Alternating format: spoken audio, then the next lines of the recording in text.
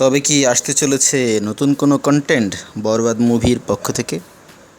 আমরা কিন্তু সেরকমই একটা আভাস পেলাম কো প্রোডাকশন হাউস রিধি সিধি এন্টারটেনমেন্টের পেজ থেকে, যারা জিজ্ঞেস করেছে অডিয়েন্সকে যে বরবাদের একটা এক্সক্লুসিভ গ্লিমস কারা দেখতে চায়।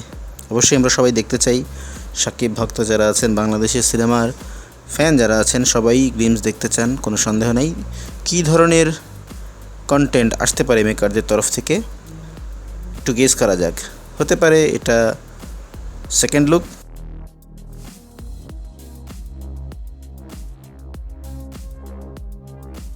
হতে পারে নতুন কোনো পোস্টার, হতে পারে আইটেম সং,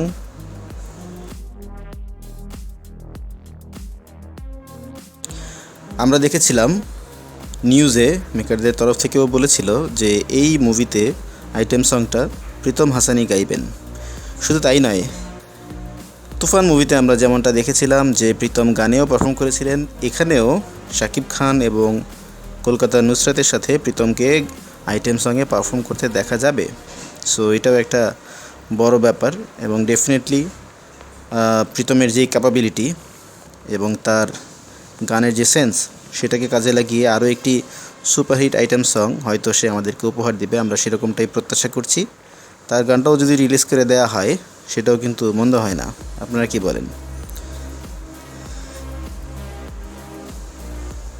এই যে নিউজ আমরা মেকারদের কাছ থেকে পেলাম, সেটা নিয়ে আপনারা আপনাদের মতামত জানাতে ভুলবেন না।